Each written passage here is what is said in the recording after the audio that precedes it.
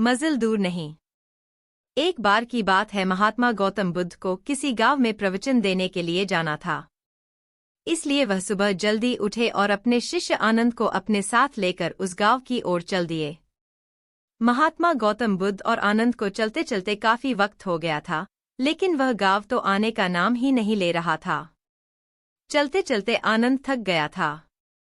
वह महात्मा गौतम बुद्ध से बोला, गुरुदेव, हमें चलते हुए इतनी देर हो गई, लेकिन अभी तक वह गांव नहीं आया। हम आसपास किसी से पूछ लेते हैं कि गांव कितनी दूरी पर है। महात्मा गौतम बुद्ध बोले, ठीक है, तुम पूछ सकते हो। चलते चलते रास्ते में आनंद को एक किसान दिखा जो कि खेतों में काम कर रहा था। तभी आनंद उसके पास पहुंचा और बोला, हमें उत्तर दिशा में जो गांव पड़ता है उस तरफ जाना है। अभी हमें कितना वक्त लगेगा? किसान बोला, बस 2 किलोमीटर है, आने ही वाला है। ऐसा सुनकर आनंद की जान में जान आई। वह सोचने लगा, चलो ठीक है, कुछ ही देर में हम गांव पहुंच जाएंगे। वह किसान महात्मा गौतम बुद्ध को देखकर मुस्कुराया और महात्मा गौतम बुद्ध भी उसे देखकर मुस्कुराए। आनंद दोनों के मुस्कुराहट के पीछे छिपे भाव को नहीं समझ पाया। महात्मा गौतम बुद्ध पहले भी उस गांव में जा चुके थे, इसलिए वे जानते थे कि वह गांव अभी बहुत दूरी पर है। अब चलते चलते उन्हें और देर हो गई। रास्ते में आनंद को एक बूढ़ी अम्मा दिखाई दी जो कि सर पर लकड़ियों का गट्ठर लेकर चल रही थी। आनंद ने उन्हें रोका और पूछा, अम्मा, हमें उत्तर दिशा में जो गांव पड़ता है उधर जाना है, हमें कितना वक्त और लगेगा? अम्मा बोली, बेटा, बस 2 किलोमीटर दूर है। अम्मा महात्मा गौतम बुद्ध को देखकर मुस्कुराई और महात्मा गौतम बुद्ध भी अम्मा को देखकर हल्के से मुस्कुराए। आनंद को फिर समझ नहीं आया कि आखिर यह दोनों एक दूसरे को देखकर क्यों मुस्कुरा रहे हैं। फिर काफी देर चलने के बाद आनंद को एक तीसरा व्यक्ति दिखा। आनंद ने उससे वही सवाल किया और उसने भी यही उत्तर दिया कि गांव बस 2 किलोमीटर दूर है।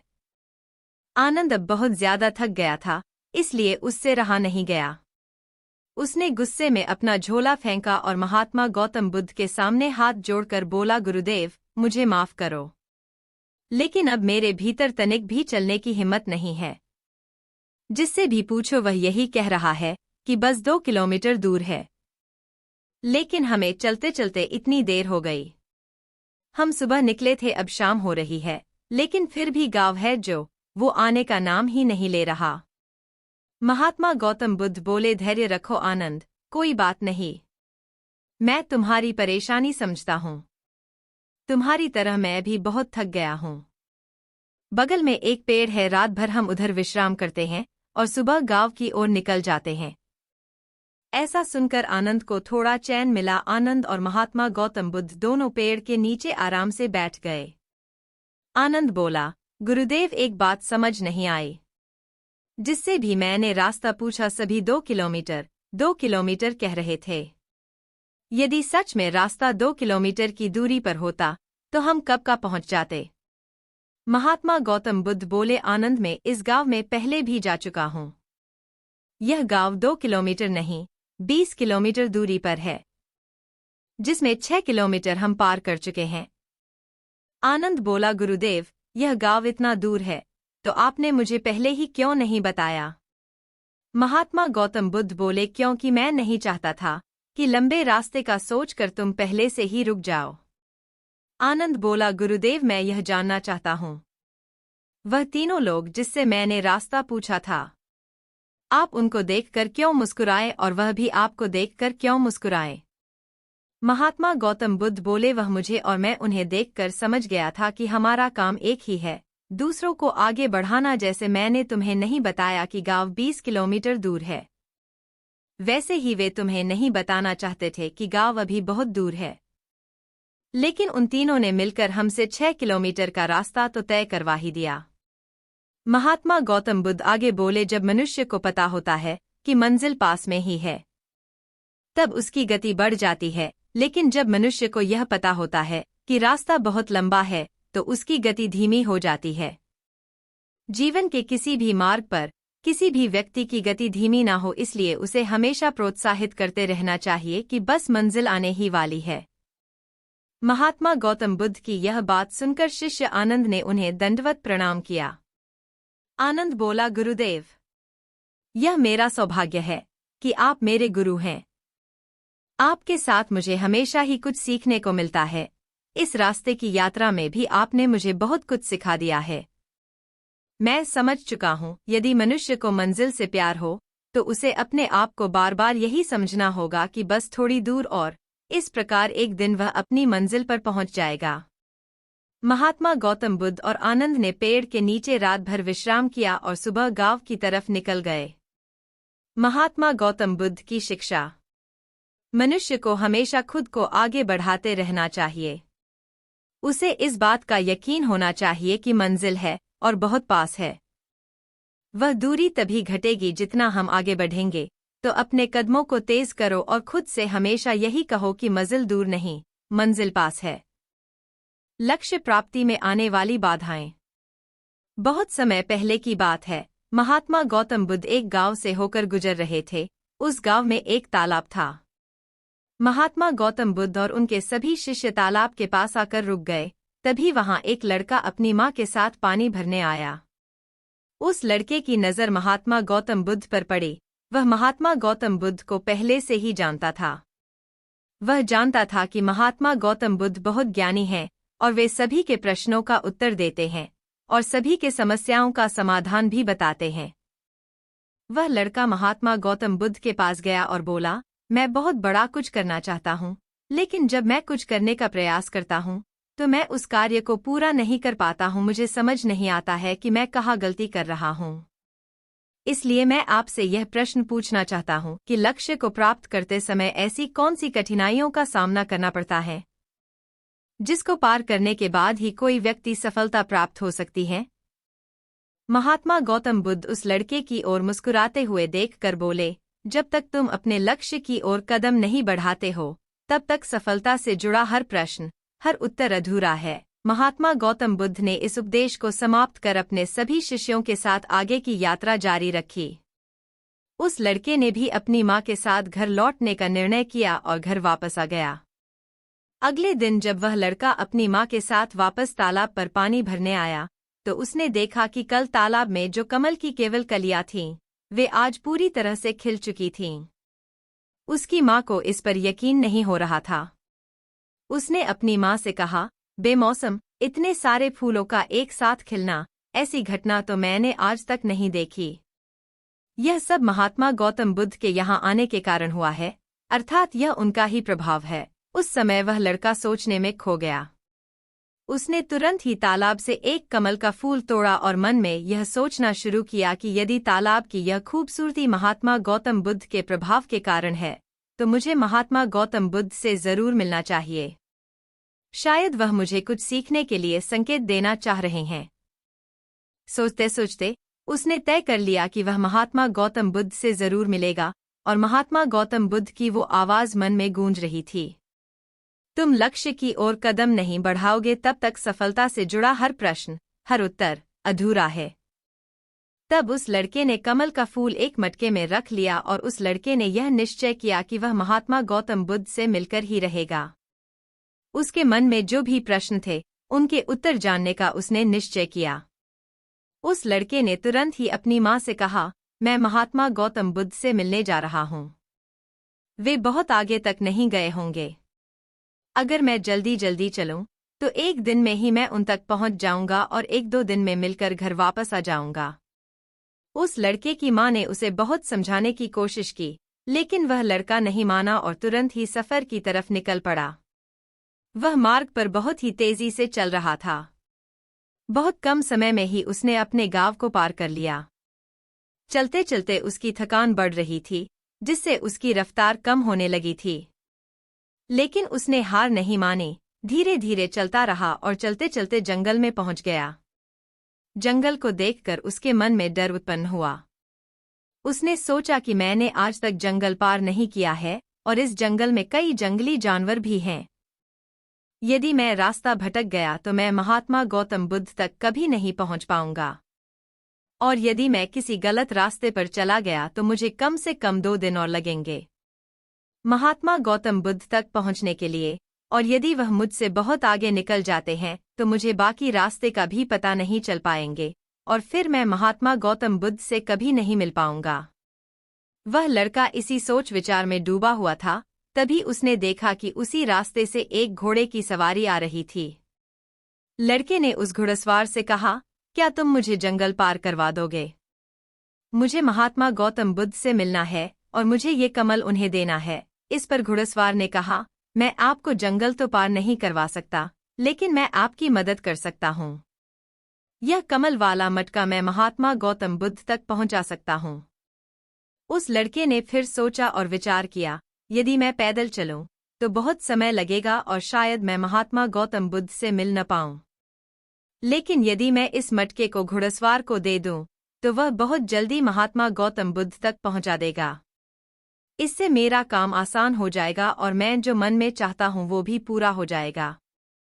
काफी समय सोच विचार करने के बाद वह लड़का निर्णय लेता है कि वह मटके वाला कमल घुड़सवार को दे देगा।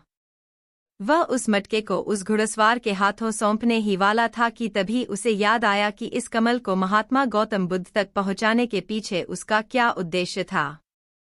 वह किस उद्देश्य से यह कमल महात्मा गौतम बुद्ध के पास ले जा रहा है। तभी उसके मन में एक और विचार आया कि अगर मैं यह मटके वाला कमल लेकर महात्मा गौतम बुद्ध तक नहीं पहुंचा तो मेरे प्रश्नों का उत्तर मुझे कैसे मिलेगा, और हो सकता है कि मेरे जीवन में यह एक ही मौका है जिसमें मैं महात्मा गौतम बुद्ध से मिल सकता हूं और अपने सभी प्रश्नों के उत्तर जान सकता हूं। यह सोचकर उसने निर्णय लिया कि वह यह मटका नहीं देगा, मैं इसे खुद ही उन तक पहुंचाऊंगा। काफी कुछ सोचने के बाद वह घुड़सवार से कहता है, मैं यह मटका खुद ही उन तक पहुंचाना चाहता हूं, क्योंकि उनसे मिलना मेरे लिए बहुत जरूरी है। मेरे मन में कई प्रश्न हैं जिनके उत्तर मुझे उनसे जानने हैं, इसलिए मैं यह मटका खुद ही उन तक ले जाऊंगा। आपका बहुत बहुत धन्यवाद, आपने मेरे लिए इतना समय निकाला। कृपया मुझे आगे का रास्ता बता दीजिए, मैं उसी रास्ते से चला जाऊंगा। घुड़सवार ने उसे आगे का रास्ता बता दिया तो वह लड़का उसी रास्ते पर चलने लगा। अब शाम होने की बेला थी और उसके मन में अनेक सवाल उठने लगे। शाम के समय अगर वह जंगल में भटक गया तो क्या होगा? महात्मा गौतम बुद्ध से कैसे मिल पाएगा? और अगर मिल न पाया तो क्या उसकी यात्रा बेकार हो जाएगी? ऐसे सोचते हुए उसे पछतावा होने लगा। वो मन ही मन खुद को कोसने लगा और कहने लगा, शायद अच्छा होता अगर मैंने इस मटके को उस घुड़सवार को सौंप दिया होता तो इससे कम से कम वह महात्मा गौतम बुद्ध तक पहुंचाकर वो अपने घर भी लौट जाता। उस लड़के के मन में तरह तरह के विचार घूम रहे थे कि ऐसा होता तो क्या होता, वैसा होता तो क्या होता, अगर रास्ता भटक गया तो क्या होगा। जब उस लड़के की नज़र कमल की ओर पड़ी तो उसे महात्मा गौतम बुद्ध की याद आई। महात्मा गौतम बुद्ध के चेहरे पर उसने एक ठहराव और अप्रतिम शांति देखी थी। उनकी मुस्कान ने उसमें प्रेरणादायक ऊर्जा का संचार किया था। उसने समझा कि उसकी यात्रा का उद्देश्य न केवल महात्मा गौतम बुद्ध से मिलना है, बल्कि उनसे बहुत कुछ सीखना भी है। उसके मन में महात्मा गौतम बुद्ध से मिलने की तीव्र इच्छा फिर से जागृत हो गई और वह अब निश्चित था कि वह अपने मार्ग पर आगे बढ़ेगा। जब उसने जंगल की सीमा को पार कर लिया तो उसने महसूस किया कि जब जब वह अपने उद्देश्य को याद करता है तो रास्ते की मुश्किलें कम होती जा रही थी। यह घटना सिर्फ उस लड़के की कहानी नहीं है, बल्कि यह हर व्यक्ति के साथ होती है। जब हम अपने उद्देश्य को याद रखते हैं तो हमारे मार्ग में आने वाली रुकावटें छोटी पड़ जाती हैं और हम उन्हें आसानी से पार करके अपने लक्ष्य की ओर बढ़ते हैं। इसके बाद उस लड़के को यह एहसास हुआ कि उसे अपना उद्देश्य याद रखना है और धीरे धीरे आगे बढ़ते रहना है। उसने सभी चिंताओं को छोड़ दिया और आगे बढ़ता गया। हालांकि चलते चलते वह काफी थक चुका था और जब उसने जंगल को पार किया तो उसे एक छोटी सी कुटिया दिखाई दी। उस कुटिया में एक सुंदर औरत रहती थी।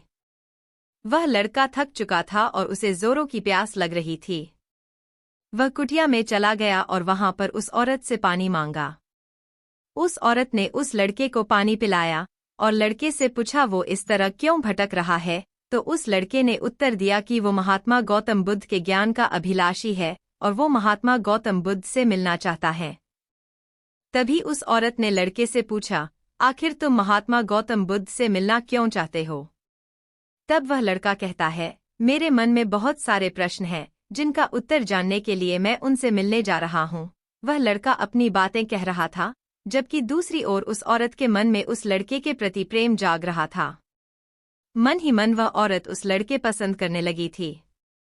वह औरत उस लड़के को रोकना चाहती थी और उससे कहती है, आज तुम यहीं रुक जाओ। वैसे भी शाम होने का है और बहुत जल्द रात भी होने वाली है। ऐसे में तुम कहाँ जाओगे? इससे अच्छा है कि आज रात तुम यहीं रुक जाओ। उस औरत की बातों को सुनकर वह लड़का समझ चुका था कि वह उसे पसंद करने लगी है। वह लड़का उस औरत की सुंदरता को मन ही मन निहारते हुए सोच रहा था, मैं इससे विवाह कर लूं तो मेरा जीवन संभल जाएगा और जीने में आनंद भी आएगा। उस लड़के ने सोचा, ऐसे भी मैं आज रात महात्मा गौतम बुद्ध से मिल नहीं पाऊंगा तो क्यों न मैं यहीं पर रुक जाऊं। फिर उस लड़के ने जवाब देते हुए कहा, मैं कुछ देर में सोचकर बताता हूँ।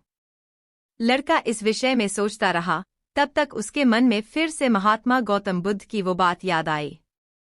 उसे एहसास हुआ कि मैं इतनी दूर से यहाँ क्यों आया हूँ, और उस लड़के ने मन ही मन सवाल किया कि क्या मैं यहाँ इतनी दूर इस औरत के साथ मित्रता या विवाह करने आया हूँ? नहीं, नहीं, यह मेरी मित्र ये नहीं बन सकती। क्या भरोसा आज को इसका मन मेरे पर आया है, कल किसी और पर आ जाए। लड़के ने तुरंत ही उस कमल की ओर देखा और उसे उसका उद्देश्य याद आ गया।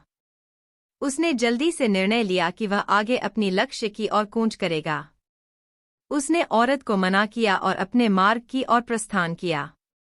जब वह आगे की ओर बढ़ने लगा, तभी उसे अपने निर्णय पर अफसोस होने लगा। उसे ऐसा लग रहा था कि अगर मुझे महात्मा गौतम बुद्ध ना मिले तो उसके हाथ से वह भी चली जाएगी। उसे इस बात का बहुत दुख था, फिर भी वह आगे बढ़ता गया। कुछ दूर जाने के बाद जब उसका मन शांत हुआ, तब उसे यह एहसास हुआ कि यदि वह उस औरत के पास रुक जाता तो वह अपने उद्देश्य में कभी सफल नहीं हो पाता और उसकी यह यात्रा बेकार हो जाती।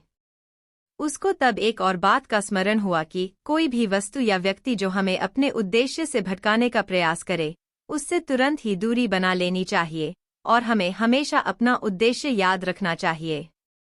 वह लड़का सोच विचार करते हुए आगे बढ़ रहा था, तभी मार्ग में एक बुजुर्ग व्यक्ति से मिला। उसने बुजुर्ग से पूछा, बाबा, क्या आपने इस मार्ग से महात्मा गौतम बुद्ध को जाते हुए देखा है? पिछले गांव में किसी ने बताया था कि वह इसी मार्ग से आगे बढ़े थे। क्या आप बता सकते हैं वह किस तरफ गए हैं? उस बुजुर्ग व्यक्ति ने उस लड़के से कहा, तुम्हें कोई गलतफहमी हुई है, इधर से कोई भी संत महात्मा नहीं गए हैं। हो सकता है कोई और मोड़ हो जिस पर तुमने ध्यान नहीं दिया हो और उस रास्ते से वे महात्मा चले गए हों। यह सुनकर वह लड़का घबरा गया। अभी कुछ ही घंटे पहले ही उसने उस बस्ती को पार किया था। अगर वह वापस गया तो काफी समय लग जाएगा और अंधेरा भी होने को है। उसके रहने के लिए कोई जगह भी नहीं है और ना ही उसके पास कुछ खाने के लिए बचा है। इससे उसकी पूरी यात्रा बेकार हो जाएगी।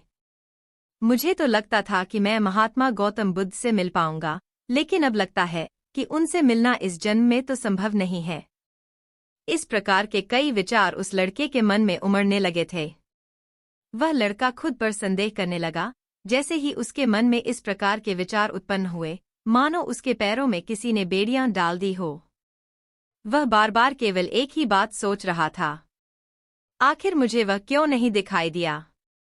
मैं बार बार एक ही गलती क्यों करता हूँ? मुझसे इतनी बड़ी गलती कैसे हो गई? वह लड़का सर पकड़कर वहीं बैठ गया। कुछ देर तक तो उसे कुछ समझ नहीं आ रहा था।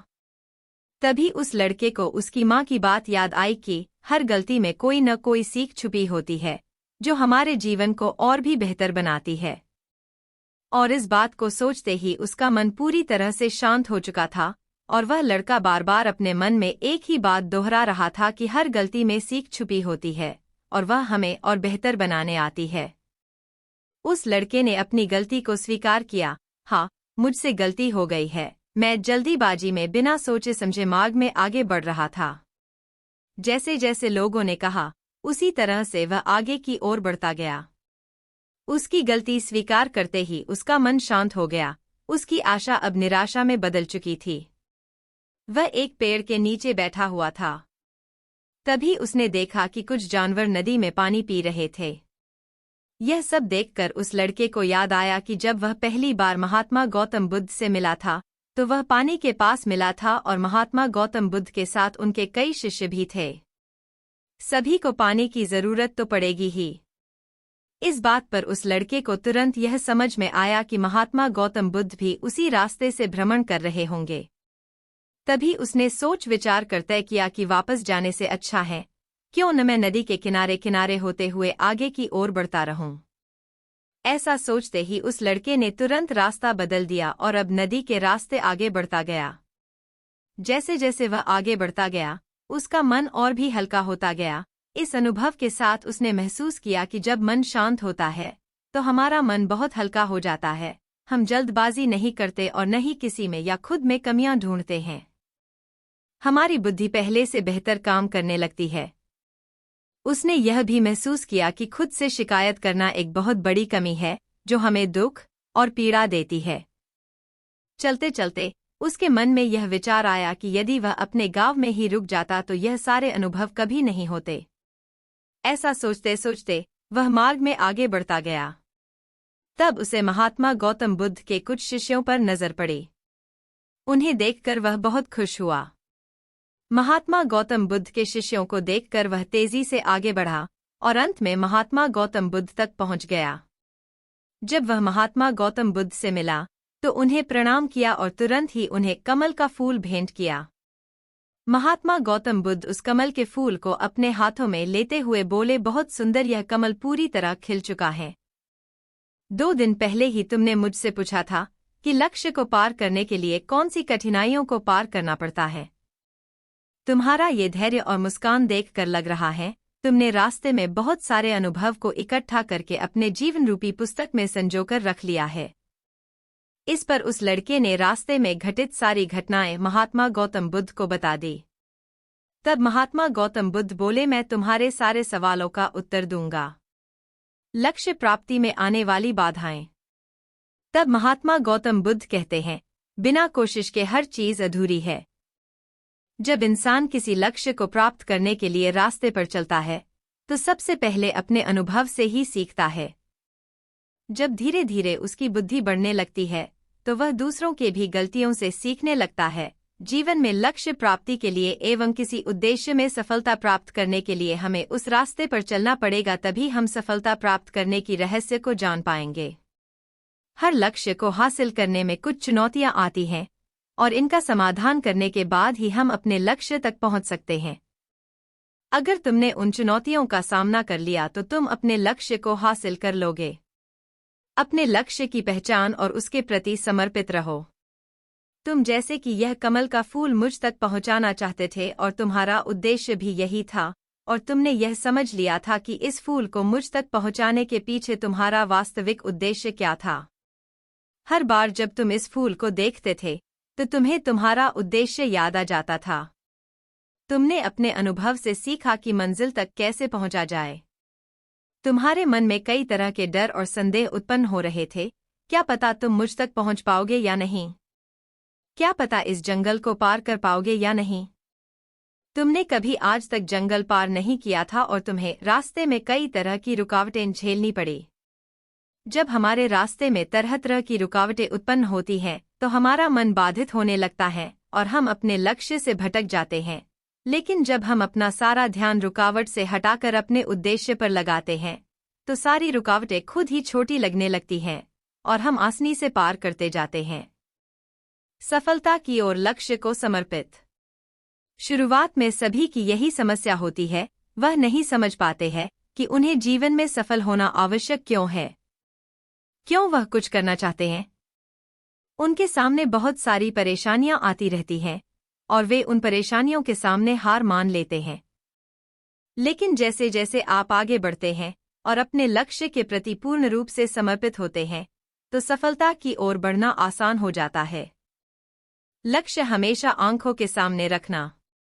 असली शक्ति इच्छाओं को पूरा करने में नहीं है, बल्कि यह है कि हम सब कुछ जानते हुए भी सही काम नहीं कर पाते हैं।